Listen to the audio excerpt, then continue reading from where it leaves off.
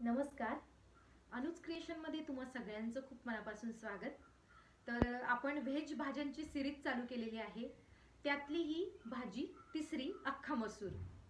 तर आपण वेगवेगळ्या प्रकारच्या आमटी, वेगवेगळ्या प्रकारच्या वरणाला फोडणी वगैरे देऊन या प्रकारच्या भाज्या नेहमीच आपल्या रोजच्या जेवणामध्ये बनवतो. पण जर जेवणात थोडीशी वेगळी चव आणायची असेल तर अख्खा मसूरची सगळ्यात सोपी भाजी आज आपण पाहणार आहोत. तर रोजच्या जेवणामध्ये थोडीशी वेगळी चव कुणाला आवडत नाही.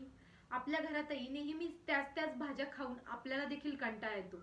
तर यावेळी अशा वेळी अख्खा मसूर आपण दुकानातून आणून ठेवायचा आहे आणि ही भाजी बनवताना खूप सोपी आहे, सगळ्यांना आवडेल अशी आहे, पटकन होते.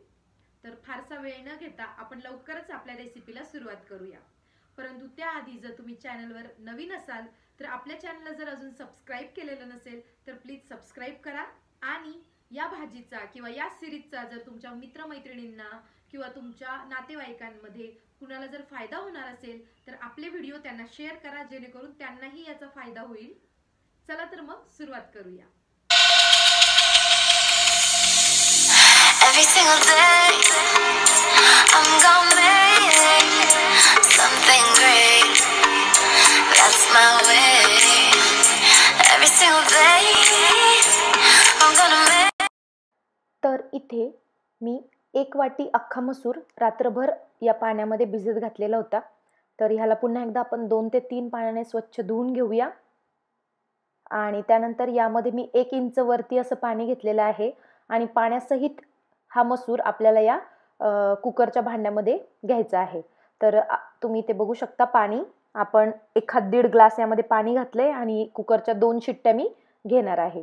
तर तोपर्यंत इकडे मी गॅसवर कढई गरम करायला ठेवली आहे आणि यामध्ये 3 ते 4 चमचे आपल्याला तेल टाकून घ्यायचं आहे.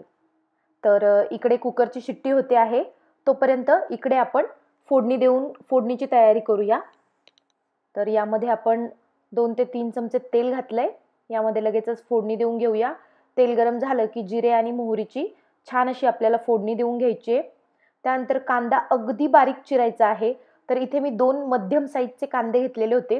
ते अतिशय बारीक अशा पद्धतीने मी चिरून घेतलेले होते आणि ते थोडंसं मऊ झाला की मग आपण यामध्ये टोमॅटो देखील घालून घेणार आहोत. तर अगदी 1 मिनिट परतल्यानंतर कांदा थोडासा मऊ होतो आणि इथे मी 2 छोटे टोमॅटो घेतलेले होते, ते देखील बारीक चिरून घेतलेत आणि तेही या कांद्यामध्ये आपल्याला घालून घ्यायचेत, जेणेकरून कांदा आणि टोमॅटो व्यवस्थित शिजला जाईल आणि व्यवस्थित आपल्याला या तेलामध्ये ह्याला परतून घ्यायचं आहे. तर अशा पद्धतीने हे परतत आहे तोपर्यंत इकडे माझी कुकरच्या 2 शिट्ट्या झालेल्या आहेत. तर इथे आपलं डाळ जी आहे तर ती शिजून रेडी आहे. मी हाताने ह्याला चेक करून पाहिली तर व्यवस्थित शिजलेली आहे. यानंतर मी इथे रवीने अगदी अलगद, अगदी हलक्या हाताने आपल्याला थोडंसं घोटून घ्यायचं आहे, जेणेकरून थोडीशी डाळ मॅश होईल आणि आपली जी भाजी आहे किंवा अख्खा मसूरची जी आमटी आहे तर त्याला थोडासा घट्टसरपणा येईल आणि खूप पाणी एकीकडे आणि डाळ एकीकडे होणार नाही. तर इथे अगदी 2 मिनिटानंतर तुम्ही बघू शकता, इथे आपलं कांदा टोमॅटो व्यवस्थित छान परतून झालाय. तर आता यामध्ये मी लसूण ठेचून घातलेला आहे. तर यामध्ये आलं वापरायचं नाहीये, तर फक्त लसूण आपल्याला ठेचून यामध्ये घालायचं आहे. त्यानंतर आपण बाकीचे मसाले देखील यामध्ये घालून घेऊया.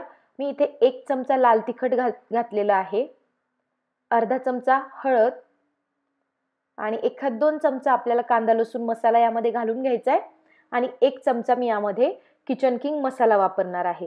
तर याऐवजी तुम्ही कुठलाही मसाला घातलात तरी हरकत नाही. गरम मसाला किंवा गोडा मसाला, कुठलाही मसाला जो आपल्याकडे अवेलेबल आहे तो मसाला तुम्ही जर यामध्ये घातलात तरी हरकत नाही आणि तिखटाचं प्रमाण तुम्ही कमी जास्त करू शकता.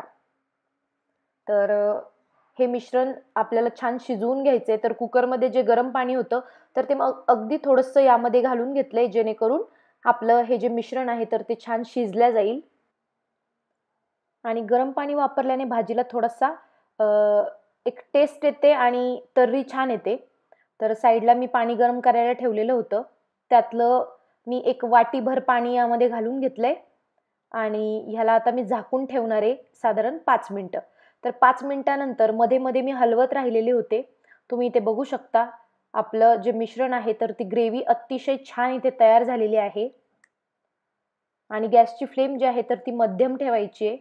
त्यानंतर जे कुकरमध्ये आपण अख्खा मसूर शिजवून घेतलेला होता तर तो यामध्ये घालून घ्यायचा आहे. तर मसूर शिजवताना फक्त एक काळजी घ्यायची की खूप त्याला शिजवायचं नाहीये, फक्त 2 शिट्ट्या घ्यायच्या आहेत मध्यम गॅसवर. कारण अख्खा मसूर जो आहे तर शिट्ट्या जास्त झाल्या तर मसूर अजून जास्त म्हणजे खूप बारीक होण्याची किंवा मसूरची जी डाळ आहे तर ती अगदी गिळगिळीत होण्याची शक्यता आहे. त्यामुळे अशा पद्धतीने मी ही डाळ यामध्ये घालून घेतली आहे. त्यानंतर यामध्ये आपण घालून घेणार आहोत चवीनुसार मीठ. तर चवीनुसार मीठ घालून घेतले. डाळ पुन्हा एकदा छान हलवून घ्यायची. याची आपल्याला एक छान उकळी काढून घ्यायची आहे आणि यावर आता आपण छान अशी कोथिंबीर पेरून घेऊया. तर ऑलमोस्ट इथे आपली जी डाळ आहे किंवा अख्खा मसूर आहे तर तो रेडी आहे. तर खूप सोपी आहे आणि पटकन होणारी आहे. अतिशय कमीत कमी वेळेमध्ये होणारी आहे.